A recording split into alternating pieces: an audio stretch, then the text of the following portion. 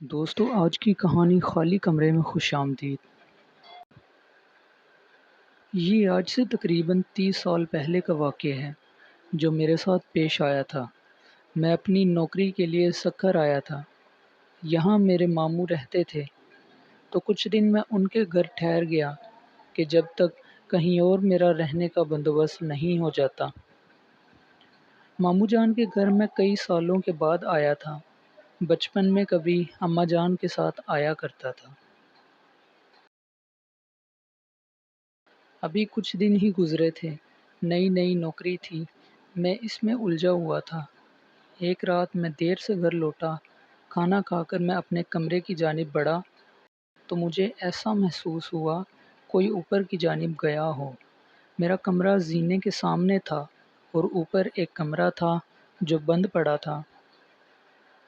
ماموں نے مجھے پہلے دن ہی وہاں جانے سے منع کیا تھا، کیوں یہ نہیں بتایا تھا۔ میں نے بھی زیادہ نہ پوچھا، مگر اس وقت کون گیا ہوگا وہاں، یہ سوچ کر میں اوپر چلا گیا۔ کمرے کے باہر پہنچا تھا کہ اندر سے مجھے کسی کے ہنسنے کی آواز آئی۔ دل بری طرح دھڑکا۔ فطری تجسس کے باعث میں نے دروازہ کھولا، اندر کوئی بھی نہیں تھا۔ میں نے نظر گھما کر چاروں جانب دیکھا۔ کمرہ عرصہ بند رہنے کی وجہ سے گرد آلودہ ہو رہا تھا۔ آوازوں کو اپنا وہم جان کر میں پلٹنے ہی لگا تھا کہ میری ممانی نے مجھے پیچھے سے پکارا۔ میں نے چونک کر دیکھا، مجھے حیرت بھی ہوئی کہ وہ کبھی سیڑھیاں نہیں چڑھتی تھی، پھر اوپر، مگر انہوں نے کہا کہ مجھے اوپر آتے دیکھا تو میرے پیچھے چلی گئیں۔ مجھ سے پوچھا تو میں نے بتایا کہ مجھے لگا کوئی یہاں آیا ہے، دیکھنے چلا آیا۔ خیر میں ان کے ساتھ نیچے آنے لگا۔ ابھی 2-3 سیڑھیاں ہی اترے ہوں گے کہ مجھے محسوس ہوا کہ کوئی میرے پیچھے پھر ہنسا ہو، مگر وہاں تو ممانی تھی۔ میں نے ڈرتے ڈرتے اپنی گردن گھمائی اور میرے ہوش اڑ گئے۔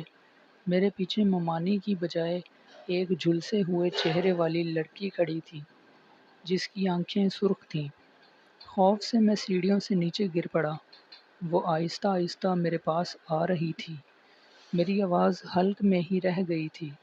بمشکل میں چیخا تو میری آواز پر ممانی اور ماموں اپنے کمرے سے بھاگے آئے۔ میری حالت بہت غیر ہو چکی تھی۔ میں نیم بے ہوشی میں تھا، مگر مجھے وہ لڑکی اپنے سامنے محسوس ہو رہی تھی۔ ماموں شاید سمجھ گئے تھے مجھے کیا ہوا ہے۔ انہوں نے مجھ پر دم کیا اور اپنے کمرے میں لے گئے۔ کچھ دن بعد جا کر میری حالت بہتر ہوئی۔ میں نے اس رات کا تمام حال کہہ سنایا تو ماموں نے بتایا کہ اوپر بند کمرے میں آسیب ہیں، اس لیے وہاں کوئی نہیں جاتا، مگر وہ کسی کو نقصان نہیں پہنچاتے۔ تم نے شاید وہ دروازہ کھولا ہوگا، اس لیے تمہارے ساتھ ایسا ہوا۔ اس کے بعد میں جتنا وقت بھی ان کے گھر رہا، کبھی زینے کے پاس بھی کھڑا نہیں ہوا۔ دوستو مزید ایسی حیرت انگیز کہانیوں اور اسلامک ویڈیوز کے لیے ہمارے چینل کو سبسکرائب کر لیں۔ ویڈیو اچھی لگی تو اسے لائک کر دیں۔ بہت شکریہ، ملتے ہیں اپنی اگلی ویڈیو میں، تب تک کے لیے اللہ حافظ۔